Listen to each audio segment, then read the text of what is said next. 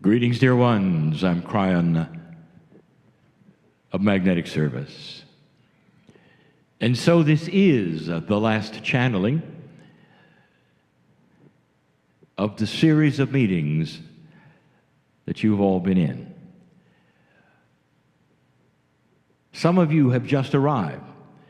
Perhaps not all the meetings were attended. It doesn't matter. Your presence is known. There would those perhaps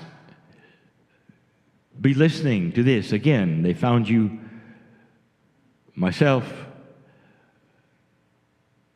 all of you listening, and you've stumbled upon this event and this time and this moment, and they're listening right now, and I'll tell them, if you're not ready for different spooky things, you should shut it off now.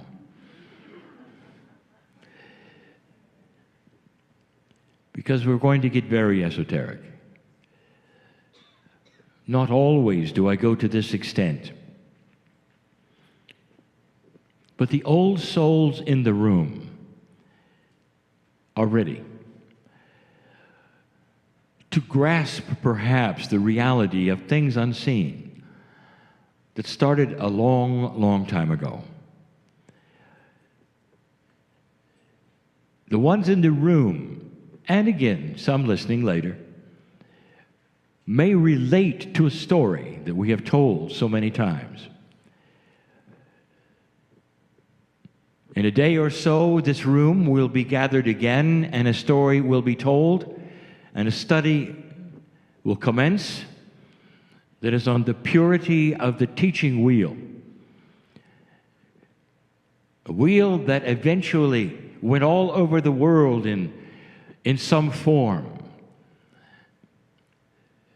The traditions of which went around the world in some form. Even this day with the shaman, Michelle, she told you of the tradition of a golden wheel that ended up somehow in the bottom of Lake Titicaca. These are the traditions, sometimes metaphoric and sometimes real, of a core teaching that started a long time ago. But the core teaching that is the most profound resides in your Akashic record. I'll say something that I don't often say, that almost everyone here, an old soul, even those who were talked into coming, you find yourself remembering, perhaps expanding, perhaps responding for sure, to an energy that perhaps you didn't expect. And it's not an energy that says you were here. It's an energy that says, you're Lemurian. It's believable because that which was Lemuria lasted thousands of years without those reincarnating again and again, for there was only one expression of a life at a time on Lemuria. And again, the purpose of that was to implant the core teachings in the Akash of one generation, and they would then incarnate somewhere else on the planet, over and over, to spread that core teachings, to put it into your Akash, so that the planet would have a chance to remember at the right time those beautiful core teachings that reflect a loving God and a Creator that is responsible for all the life in the universe. And so here you might sit, dear ones, in front of me as Lemurians. So many of you are right now. And that's what you're beginning to feel. By the title itself of this particular retreat, it talks about a celebration of those from the stars. You call them Pleiadians because that is the name you've given of the seven sisters, a cluster of 9 stars. And they are the ones who had the greatest influence in seeding that which is the core truths of this civilization called human. It's interesting, and I say it again, that when Lemuria was finished and the time was right, the bubble of magma that pushed up that mountain called Hawaii today, it began to sink and subside naturally, physically. But when it did, all of the teaching ceased. The Lemurians took to their canoes, and the ones in the mountain, the teachers, the star mothers, all but a very, very few, also relocated. And they mostly relocated to the nodes that you study, that were set up in advance for this. But in this, the linearity that you would imagine, as I tell you this, has them traveling from place to place. And again, we remind you that consciousness, multidimensionality of consciousness is still energy. It's difficult to centralize. It's difficult to put it in a pinpoint place. Consciousness can be in many places at the same time. Here comes the spookiness. You know this because of the study, even in identical twins, having the same DNA, have some kind of a connection between them that is nonlinear. It has to be a multidimensional connection, for they receive each other's thoughts on opposite sides of the earth. They're in instant communication no matter where they are, and they feel things together.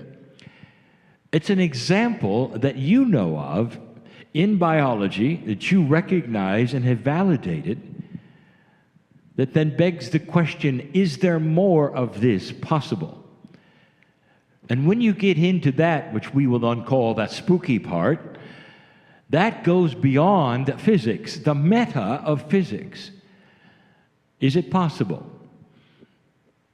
that these beautiful beings that are mostly consciousness, that were corporeal long enough to help you, became non-corporeal and a consciousness of the planet that shared themselves in the many nodes and continued to love you and watch over you, help you, even protect? And the answer is yes. Now there's more. And the more part is the hardest for you to grasp and to understand. We brought it up in one of the channels when we mentioned to you that they follow you around, that they didn't go and set up shop in one mountain and stay there. That's the linear human who will ask, well, where did they move? And what's it like? And all of these things that are three-dimensional, and that's what humans do. What would consciousness do? The very definition of consciousness is incorrect, as you would then have it termed and defined in your societies. It is not understood. It truly is not. Is it possible there's something called soul consciousness? There is. We've talked about it when we talk about the multi-places that a soul can be at the same time. The things that humans don't like to hear, that perhaps your soul with your name on it is right now being shared. Is that possible? And the answer is yes, and some of you know it. Some of you will have dreams and awaken and feel you're in another planet, another time. That's your soul doing something else at the same time for some others. That's what old souls have in common. So many of you have soul splitting. We've also told you that when those that you've loved and lost pass over, a piece of them stays with you. A piece of their consciousness and their soul is part of you until the last breath. You know that. Those of you who have lost your parents still feel them. Some even smell them. Lost loved ones, feel them. Expect them around the next corner. Because the reality of it is they are. They simply changed form. This is the beauty of what you're going to discover someday when you are able to see multidimensional things. I'm going to tell you something about that and where I'm going with that. If it's true that the human being has a soul which can then share itself in this way, so profound it is, this sharing is guided by and controlled by love.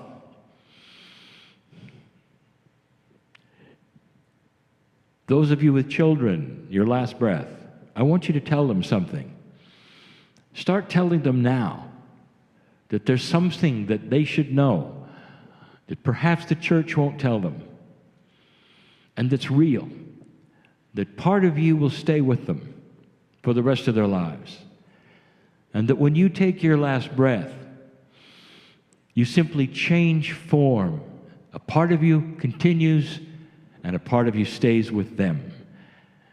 That your children will have you for their entire life at some level, and they can talk to you and laugh with you, cry with you, and you're always there taking their hand. And it won't be a fairy tale. It will be the truth.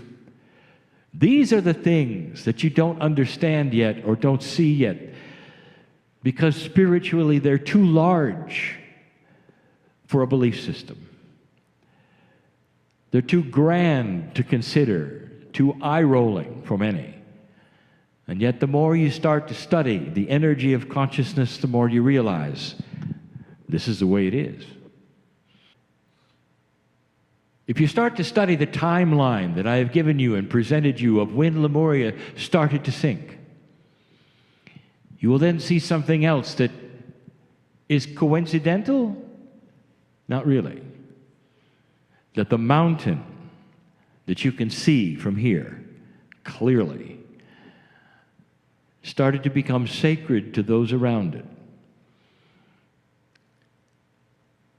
And as many as 11,000 years ago, which is twice the amount of time you think you've been here, from your scientists, you start to understand that the indigenous of the area stayed away from the mountain because it was too sacred. Star mothers are here. Are they the ones in Lemuria? Of course. They're also in other nodes, sharing them. Some would have one consciousness of one star mother in as many as 3 or 4 places. That is very difficult for you to understand. In fact, the question, literally, from humanity, quite often when I say that, they'll say, well, which one is real? And you'll say that because that's that bias of your singularity. One of them has to be real and the others have to be mirrored or copies. Not understanding. They're all one. The oneness of all things is where we're going with all of these messages. But what I want to tell you next is this. I've never mentioned this, and it's time to. There's a new paradigm afoot. We started teaching it in that land called Egypt, where we started discussing the wall. The wall is not a physical wall, but a barrier of consciousness of belief. And we gave you examples that are controversial to this day, because they involve what you do right now, which you believe is the highest spiritual things available. And we tell you that they are the children's version. You have entire societies that are meditators. You'll have what I will call the meditation warrior, the one who only meditates. That's all they do. From dawn to dusk, They will go to a place and sit, and they will think grand thoughts of the earth, and they will go into a nirvana, and they will come one with the planet, working. They will get up from that place, and they will go home, and they will have food, sustenance, sleep, and come back and do it again. And they will do this year after year after year. And what we said is they never really are in communication. We said it was like having a phone call to the other side of the veil. And all they've done is dial the number and listen to heavy breathing. They can touch it and feel it and hear it. Right there. They've got the connection, dear ones. They hear the breathing. That's how close, that's the metaphor. They hear the breathing on the other side of the veil of the creative, of a source they can't really touch, but they don't know it. They think they're there. They have the nirvana for themselves. They are filled with the oneness, and they get up and leave empty. Because they have to come back and do it again. How long does it take after they sit down to accomplish this level and the next level and get to something, and then they do it again and again? Not understanding. They never take any of it. They're just listening to it. Now that's controversial, especially to those who've dedicated their life to meditating. And they say, well, what is it we're supposed to do? There is no supposed to. There is an allowance of opening a door, of even the meditator saying, is there more to this? Can we keep going with this? And the answer is, that is the invitation. That's the puzzle. What does that mean, they say exactly? What is the keeping going of this? And that is what the information we gave you while we were in that land of Egypt, and that is, if you could grasp the oneness, that nirvana, if you could go to that place and instead of backing out of it and going home, you take some of it with you. You actually then, in your meditations, are absorbing it, and it's filling you so that you become a vessel. And they'll say, a vessel of what? A vessel of high consciousness that mirrors the Creator. And that is why you sit there. But you don't just sit there and have an experience. You sit there tanking up so that when you stand up, you're different. And when you then walk among the people, you're different. And to the meditator, I would say, if you can do that, meditate every other day and spend the opposite days with people, sharing what you tanked up on. That's new. How does one tank up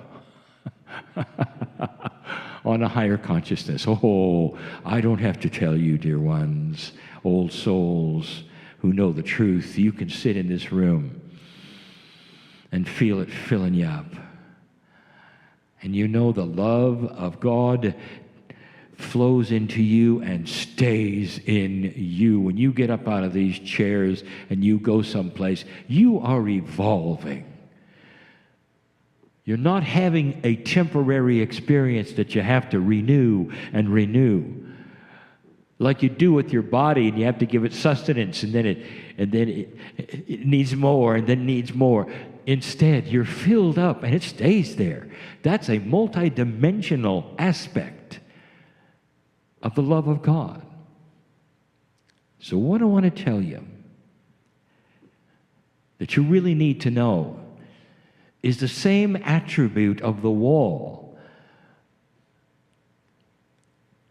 happens right here in the shadow of the mountain.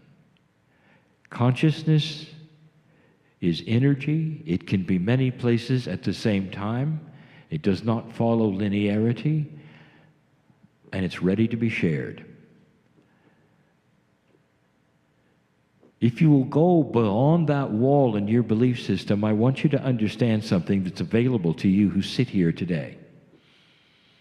And those coming, and I'll give them the same message. The ones in the mountain have been waiting for you to understand this. The ones in the area of all of the mountains that are precious, that are nodes, have been waiting. They call themselves time capsules. And you think a time capsule is a linear thing. You're going to dig in and find something they left for you. This is another proactive time capsule. They open when it's time. And it's time.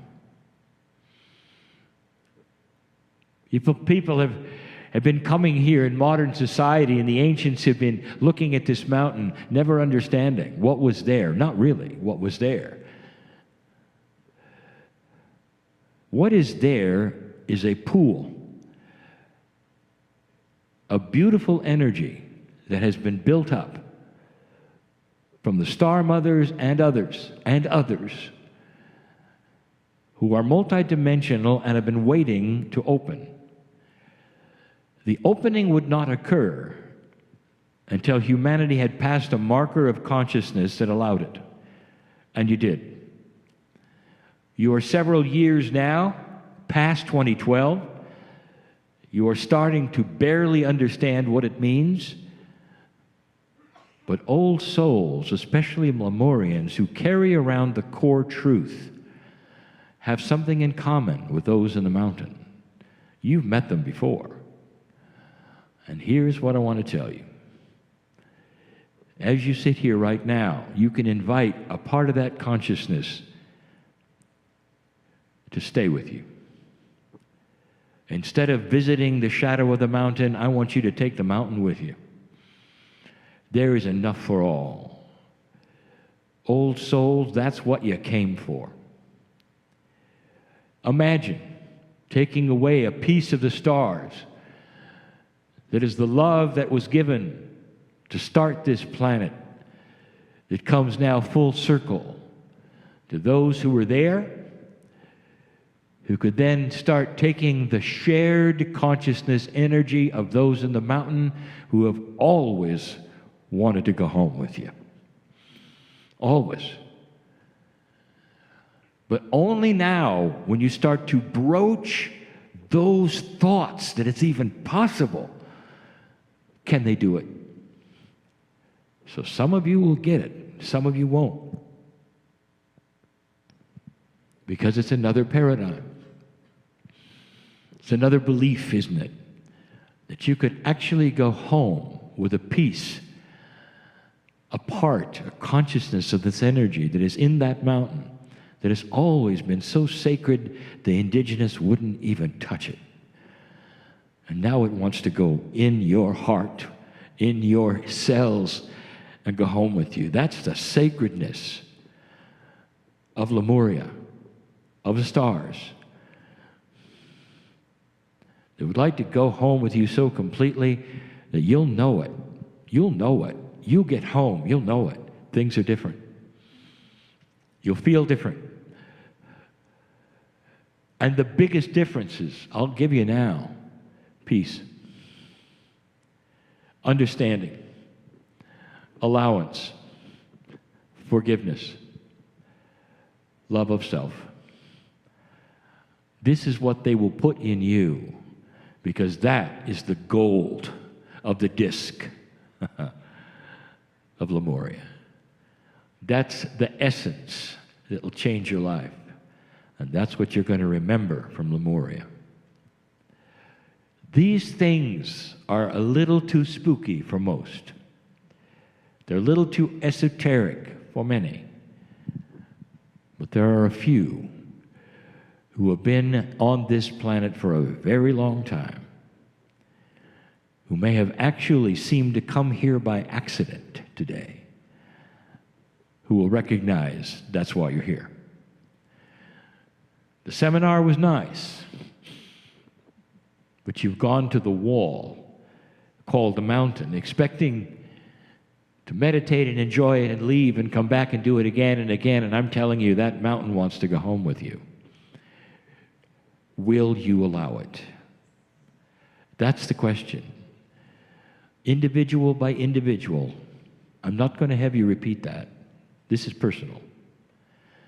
How much can you take away from the headwaters of love that are here in this mountain and the surrounding area? It's new. It's different. It hasn't been said like this before. This is the evolving human spirit that understands that you don't go and worship and then get up and go home. You become a piece of that which you worship. And the essence of spirit goes into you and flows into you and changes you and evolves you. That's how evolution is working from now on. Do you see, because of that, how fast you can evolve? It's not going to require time. It's going to require intent, understanding, and stepping off that cliff. That's the message of today. That's how much you're loved. Can you sit and absorb this and understand? It's almost like they're knocking at the door and saying, it's time you knew the truth. We can intermingle consciousness with consciousness, and you become evolved and different and beautiful even more than you are. What a message. What a message.